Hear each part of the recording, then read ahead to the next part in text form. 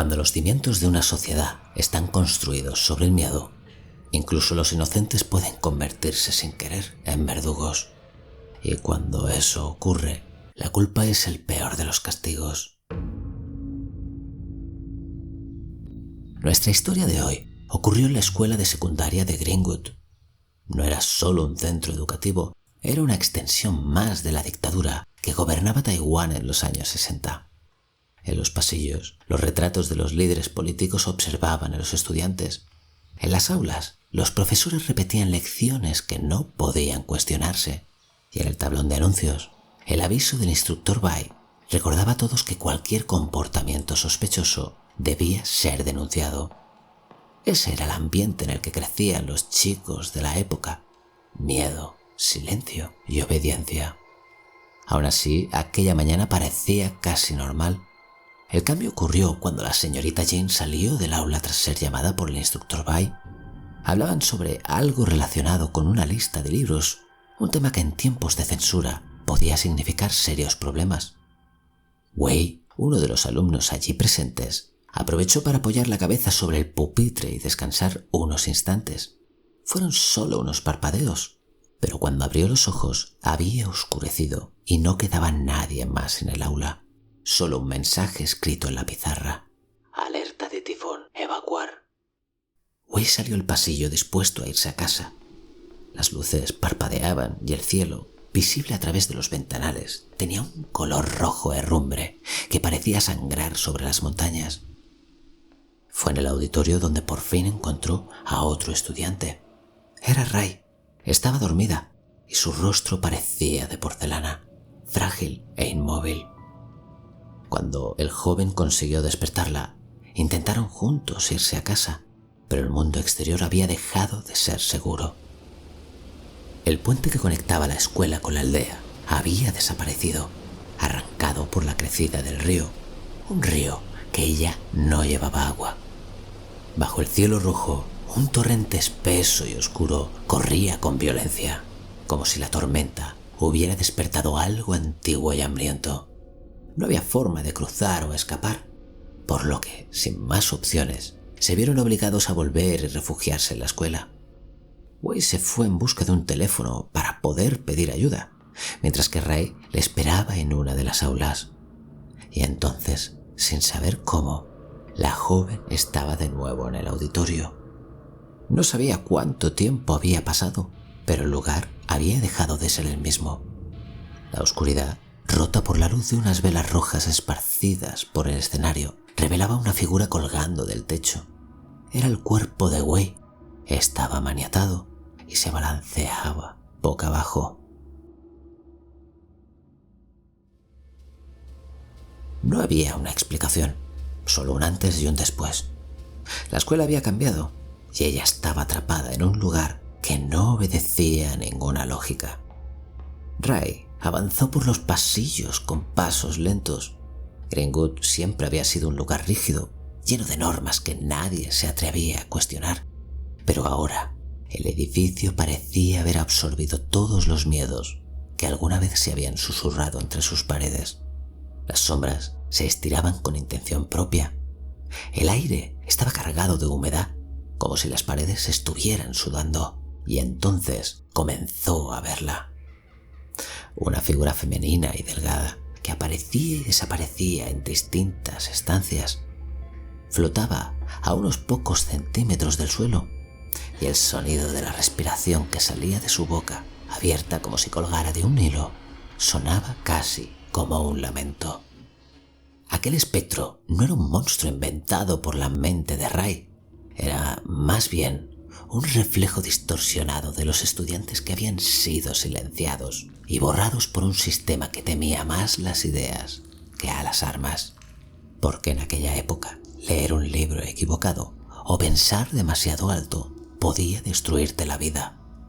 Rai la evitó entregándole pequeñas ofrendas de arroz, incienso y velas. Pero la escuela no ofrecía descanso, y no todas las almas allí encerradas eran tan comprensivas. Más adelante, una figura mucho más alta apareció. El pelo le cubría el rostro, pero no lograba ocultar su larga y chismosa lengua.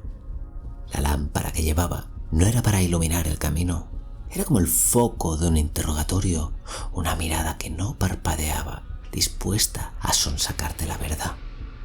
Ray se limitó a darle la espalda, contuvo la respiración y trató de pasar desapercibida, como si fuera un alma más encerrada allí. Y la figura pasó de largo, oscilando su lámpara como un péndulo que marcaba el ritmo de la opresión. Fue ahí cuando Ray comenzó a entender que aquel lugar no era una simple pesadilla. Era una especie de limbo construido a base de miedo, culpa y recuerdos rotos. Cada criatura que encontraba, cada altar, cada sombra, era un fragmento de su propia historia esperando ser recordada. Porque Greenwood no se había convertido en un infierno por accidente. Era un espejo que Ray tendría que mirar de frente.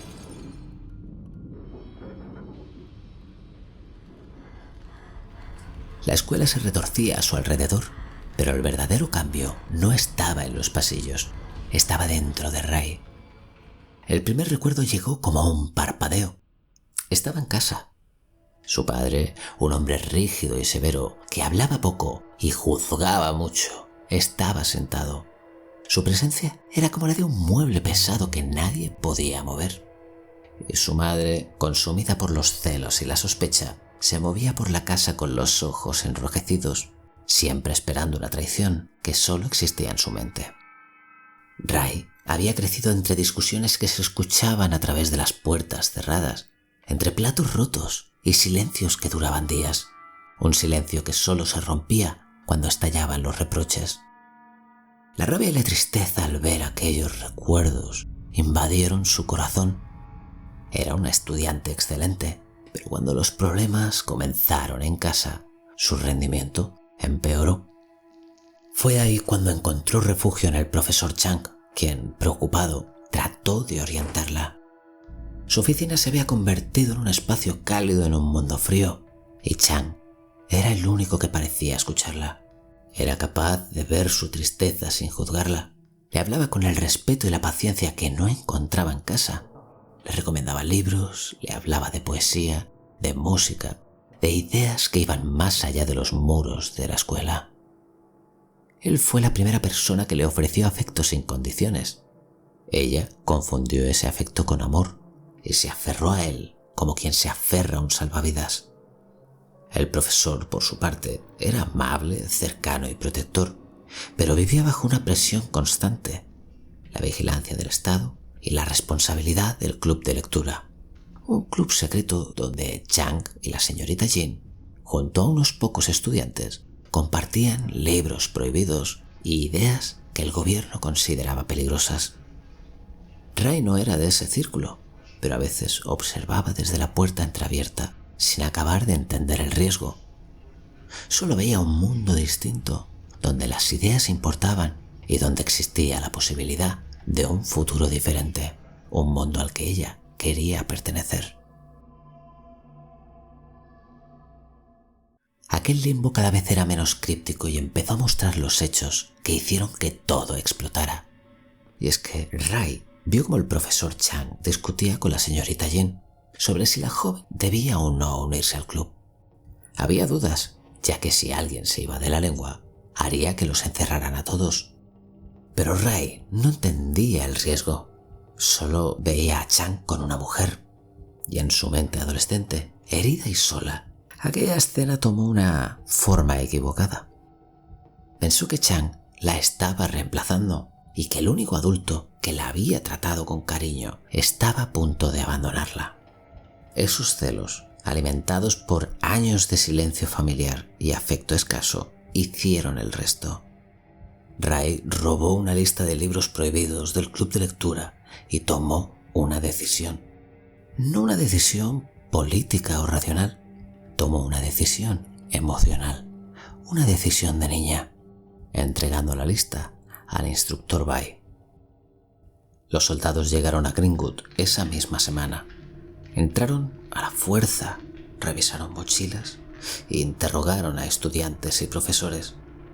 El club de lectura fue arrestado en bloque, Wei entre ellos, quien fue condenado a 15 años de prisión. El profesor Chang y la señorita Jin fueron acusados de traición. Ambos recibieron sentencia de muerte, y aunque la señorita Jin logró escapar del país gracias a sus contactos, el profesor Chang no. Solo cuando vio a Chang siendo arrastrado por el pasillo con una bolsa cubriéndole la cabeza, Ray comprendió lo que había hecho. Pero ya era tarde y el Estado no perdonaba. Ray murió en vida, en el mismo instante que le entregó esa lista. Los aplausos y el premio que le entregaron por su lealtad al gobierno fue su sentencia, y la culpa lo que la llevó a tirarse por la azotea. Esa especie de limbo no era un castigo, era su mente intentando procesar lo que hizo.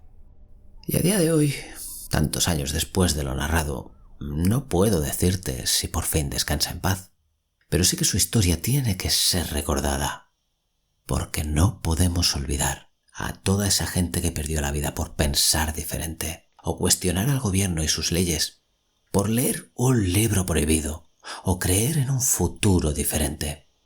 La historia de Ray puede que sea la historia de una niña rota, sola y confundida, que simplemente se equivocó, pero trajo consecuencias. Y recordarla es recordar la historia de Wei, de la señorita Jin, del profesor Chang y de todos los que quisieron y no pudieron alzar la voz. Solo así, quizá, podamos evitar que la historia se repita.